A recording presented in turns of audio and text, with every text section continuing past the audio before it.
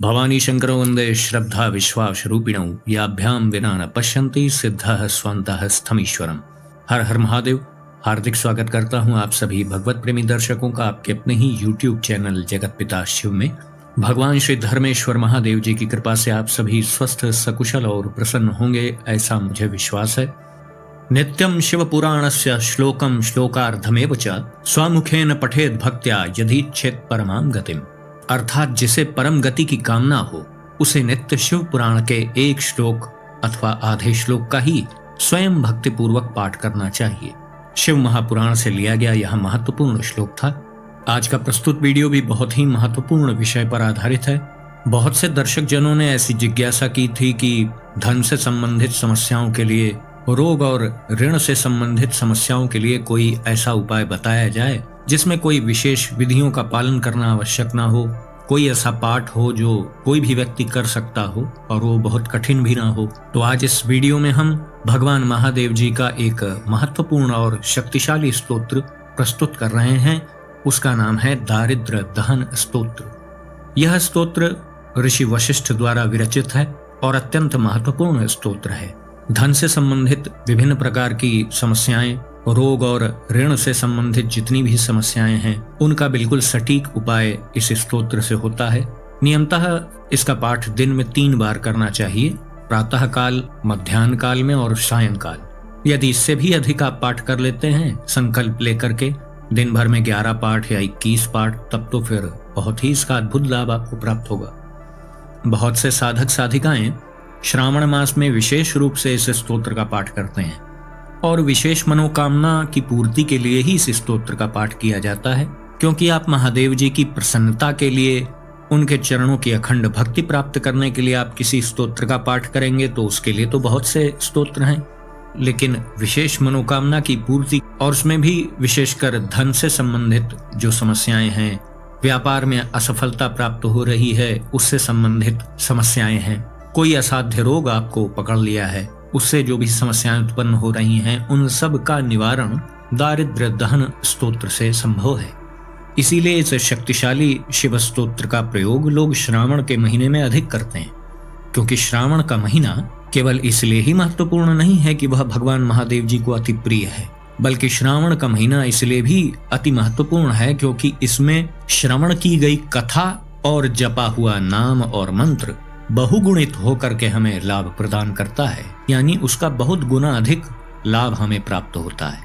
श्रवण शब्द से ही श्रावण शब्द बना है और श्रवण नक्षत्र श्रावण महीने का अधिपति भी होता है और श्रवण का एक अर्थ कान भी होता है। कान से ही हम श्रवण करते हैं, सुनते हैं। इसीलिए श्रावण मास में पवित्र कथाएं सुनने का विशेष महत्व है, विशेष लाभ है। विशेष रूप से शिव महापुराण का पाठ या श्रवण श्रावण मास में अवश्य करना चाहिए। इस वीडियो में मैं आपको दारिद्र्य दहन स्तोत्र का शुद्ध पाठ करके भी दिखा दे रहा हूं और हर पदों का अर्थ भी आपको बता दूंगा। अर्थ को अपने हृदय में आत्मसात करके यदि आप पाठ करते हैं तो उसका विशेष लाभ होता है। और आप अच्छा अभ्यास कर लें, इस स्तोत्र को आप कंठस्थ कर लें तो आप चलते फिरते भी मानसिक रूप से इस स्तोत्र का पाठ कर सकते हैं। लेकिन इसके लिए आपको सबसे पहले इस स्तोत्र को शुद्ध रूप में कंठस्थ करना पड़ेगा, इसके अर्थ को अच्छे से आत्मसात करना पड़ेगा। तो आइए बिना समय गंवाए हम सीधा इसके पाठ को प्रारंभ करते हैं और वीडियो के अंत में मैं इस स्तोत्र का आपको एक सामान्य धुन में गायन करके भी बता दूंगा, जिससे आप इसको आसानी से कंठस्थ कर पाएंगे और चलते फिरते भी इसे मानसिक रूप में आप गुनगुना पाएंगे या मानसिक पाठ भी कर पाएंगे। अथ दारिद्र्य दहन शिव स्तोत्रम विश्वेश्वराय नरकारणवतारणाय कर्णामृताय शशिशेखर धारणाय कर्पूर कांति धवलाय जटाधराय दारिद्र्य दुख दहनाय नमः शिवाय। अर्थात समस्त चराचर विश्व के स्वामी रूप विश्वेश्वर, नरक रूपी संसार सागर से उद्धार करने वाले, कान से श्रवण करने में अमृत के समान नाम वाले, अपने मस्तक पर चंद्रमा को आभूषण रूप में धारण करने वाले, कर्पूर की कांति के समान धवल वर्ण वाले, जटाधारी और दरिद्रता रूपी दुख के विनाशक भगवान शिव को मेरा नमस्कार है। गौरी प्रियाय रजनी शकलाधराय कालांतकाय भुजगाधिपकंकणाय गंगाधराय गजराज विमर्दनाय दारिद्र्य दुख दहनाय नमः शिवाय। अर्थात गौरी जी के अत्यंत प्रिय, रजनीश्वर यानी चंद्र की कला को धारण करने वाले, काल के भी काल रूप नागराज को कंकण रूप में धारण करने वाले, अपने मस्तक पर गंगा को धारण करने वाले, गजराज का विमर्दन करने वाले और दरिद्रता रूपी दुख के विनाशक भगवान शिव को मेरा नमस्कार है। भक्ति प्रियाय भवरोग भयापहाय, उग्राय दुर्ग भवसागर तारणाय, ज्योतिर्मयाय गुण नाम सुनृत्यकाय, दारिद्र्य दुख दहनाय नमः शिवाय। अर्थात भक्ति के प्रिय, संसार रूपी रोग एवं भय के विनाशक, संहार के समय उग्र रूपधारी, दुर्गम भवसागर से पार कराने वाले, ज्योति स्वरूप अपने गुण और नाम के अनुसार सुंदर नृत्य करने वाले तथा दरिद्रता रूपी दुख के विनाशक भगवान शिव को मेरा नमस्कार है। चर्मांबराय शव भस्म विलेपनाय, भाले क्षणाय मणिकुंडल मंडिताय, मंजीर पाद युगलाय जटाधराय, दारिद्र्य दुख दहनाय नमः शिवाय। अर्थात बाघ की खाल को धारण करने वाले, चिता भस्म को लगाने वाले, मस्तक पर तीसरा नेत्र धारण करने वाले, मणियों के कुंडल से सुशोभित, अपने चरणों में नूपुर धारण करने वाले, जटाधारी और दरिद्रता रूपी दुख के विनाशक भगवान शिव को मेरा नमस्कार है।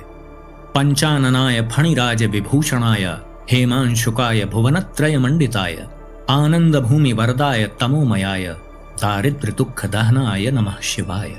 अर्थात 5 मुख वाले, नागराज रूपी आभूषणों से सुसज्जित, स्वर्ण के समान वस्त्र वाले अथवा स्वर्ण के समान किरण वाले, तीनों लोकों में पूजित, आनंद भूमि अर्थात काशी क्षेत्र को वर प्रदान करने वाले, सृष्टि के संहार के लिए तमोगुणाविष्ट होने वाले यानी तमोगुण को धारण करने वाले तथा दरिद्रता रूपी दुख के विनाशक भगवान शिव को मेरा नमस्कार है।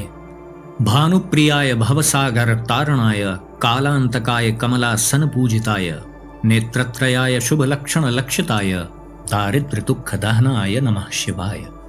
अर्थात सूर्य को अत्यंत प्रिय अथवा सूर्य के प्रेमी, भवसागर से उद्धार करने वाले, काल के लिए भी महाकाल स्वरूप, कमलासन पर विराजमान ब्रह्मा जी से सुपूजित, 3 नेत्रों को धारण करने वाले, शुभ लक्षणों से युक्त तथा दरिद्रता रूपी दुख के विनाशक भगवान शिव को मेरा नमस्कार है। राम प्रियाय रघुनाथ वरप्रदाय, नागप्रियाय नरकारणवतारणाय, पुण्येषु पुण्य भरिताय सुरार्चिताय, दारिद्र्य दुख दहनाय नमः शिवाय। अर्थात मर्यादा पुरुषोत्तम भगवान श्री राम जी को अत्यंत प्रिय और श्री राम जी से प्रेम करने वाले, रघुनाथ जी को वर देने वाले, सर्पों के अति प्रिय, भवसागर रूपी नरक से तारने वाले, पुण्यवानों में परिपूर्ण पुण्य वाले, समस्त देवताओं से सुपूजित तथा दरिद्रता रूपी दुख के विनाशक भगवान शिव को मेरा नमस्कार है। मुक्तेश्वराय फलदाय गणेश्वराय, गीतप्रियाय वृषभेश्वर वाहनाय, मातंग चर्म वसनाय महेश्वराय, दारिद्र्य दुख दहनाय नमः शिवाय।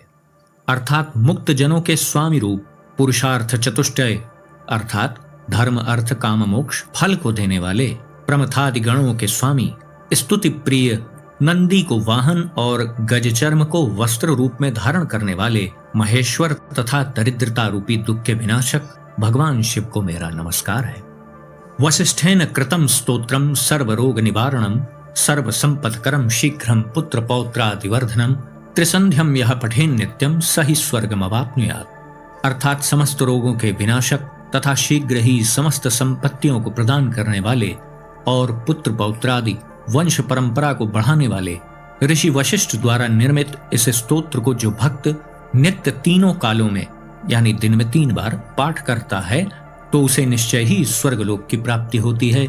इति श्री वशिष्ठ विरचितम दारिद्र्य दहन शिव स्तोत्रम संपूर्णम। इस प्रकार से दारिद्र्य दहन शिव स्तोत्र संपूर्ण होता है।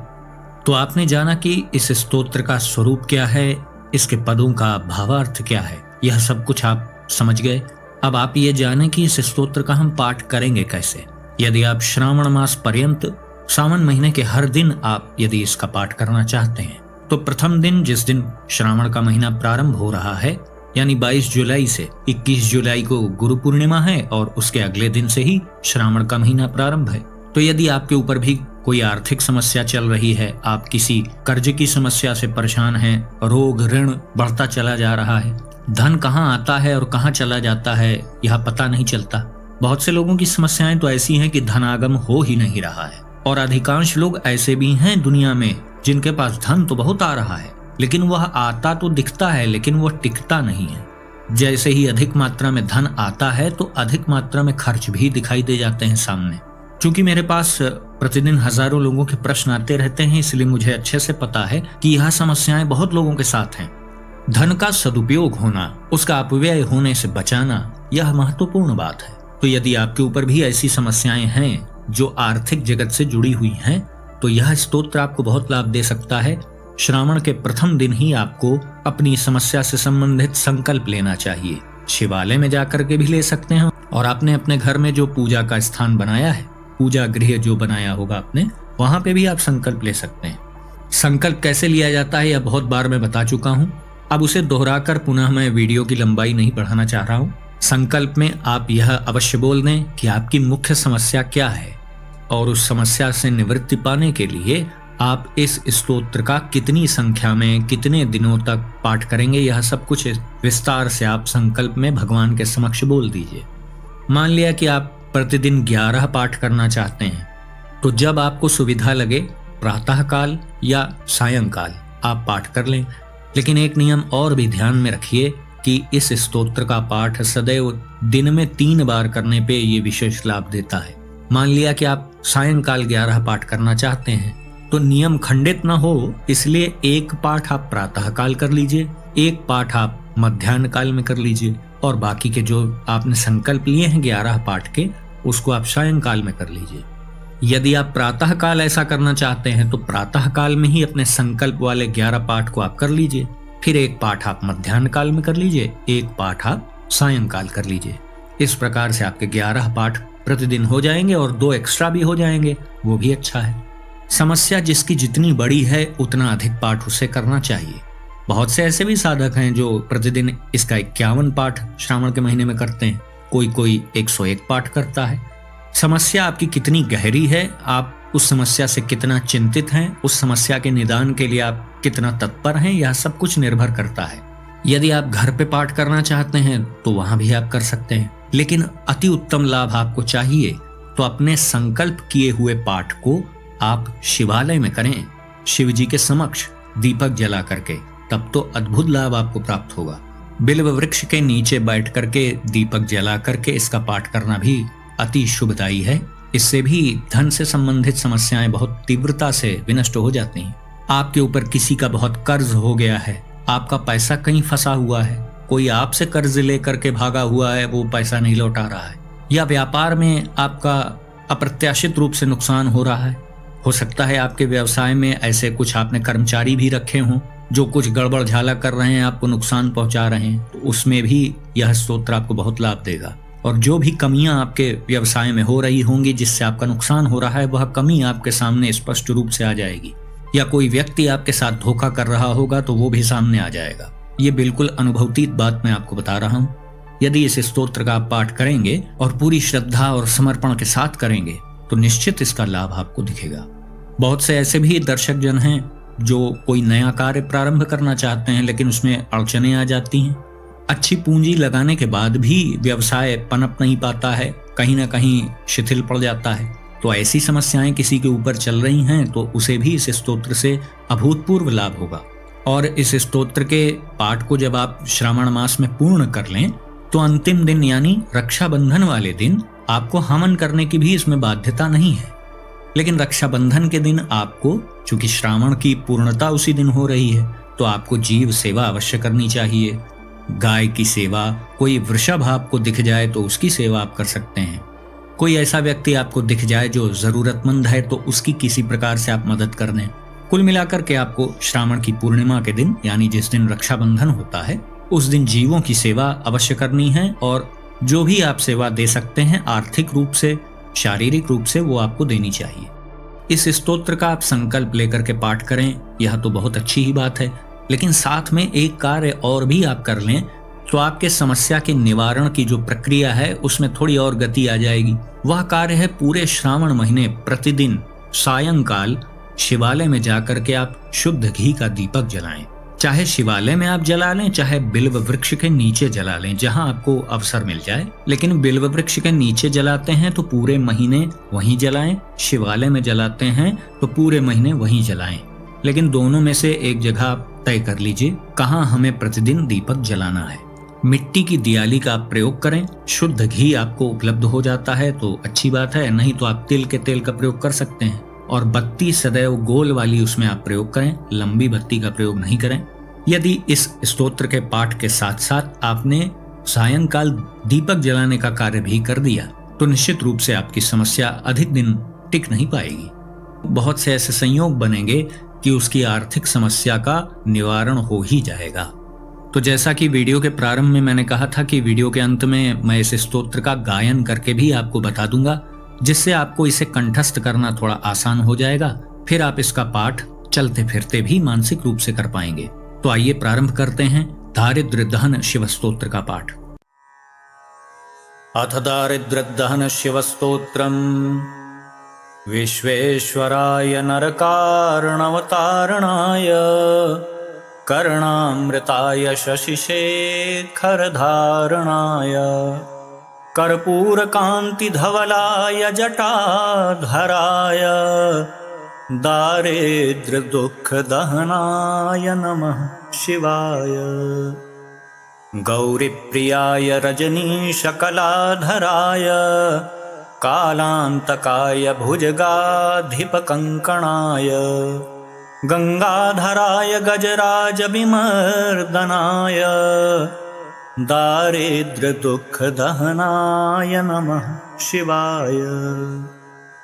भक्तिप्रियाय भवरोगभयापहाय उग्राय दुर्गभवसागरतारणाय ज्योतिर्मयाय गुणनामसुनृत्यकाय दारिद्र्यदुःखदहनाय नमः शिवाय। चरमाम्बराय भवभस्मविलेपनाय भालेक्षणाय मणिकुण्डलमण्डिताय मञ्जीरपादयुगलाय जटाधराय दारिद्र्यदुःखदहनाय नमः शिवाय। पञ्चाननाय फणिराजविभूषणाय हेमांशुकाय भुवनत्रयमण्डिताय आनन्दभूमिवरदाय तमोमयाय दारिद्र्यदुःखदहनाय नमः शिवाय। भानुप्रियाय भवसागरतारणाय कालान्तकाय कमलासनपूजिताय नेत्रत्रयाय शुभलक्षणलक्षिताय दारिद्र्यदुःखदहनाय नमः शिवाय। रामप्रियाय रघुनाथवरप्रदाय नागप्रियाय नरकारणवतारणाय पुण्येषु पुण्यभरिताय सुरार्चिताय दारिद्र्यदुःखदहनाय नमः शिवाय। मुक्तेश्वराय फलदाय गणेश्वराय गीतप्रियाय वृषभेश्वरवाहनाय मातङ्गचर्मवसनाय महेश्वराय दारिद्र्यदुःखदहनाय नमः शिवाय। वसिष्ठेन कृतं स्तोत्रं सर्वरोगनिवारणं सर्वसम्पत्करं शीघ्रं पुत्रपौत्रादिवर्धनं त्रिसन्ध्यं यः पठेन्नित्यं स हि स्वर्गमवाप्नुयात्। इति श्री वसिष्ठविरचितं दारिद्र्यदहन शिवस्तोत्रं सम्पूर्णम्। तो इस प्रकार से ही आपको इस स्तोत्र का गायन करते हुए पाठ करना है तो अति उत्तम फल इसका आपको प्राप्त होगा। यदि आप गायन करने में संकोच करते हैं तो आप मानसिक पाठ भी कर सकते हैं, लेकिन फिर भी बोल बोल करके ही आप पाठ करें तो ज्यादा अच्छा है। चलते फिरते आप मानसिक रूप से इसको गुनगुना सकते हैं, उसमें कोई दिक्कत नहीं। लेकिन जब भी आसन पर बैठ करके अपने संकल्पित पाठ को आप करें तो बोल बोल कर करें या गायन के रूप में करें तो और भी अच्छा है। इसीलिए मैंने बहुत ही सरल धुन में इसको गा करके आपके सामने दिखा दिया है।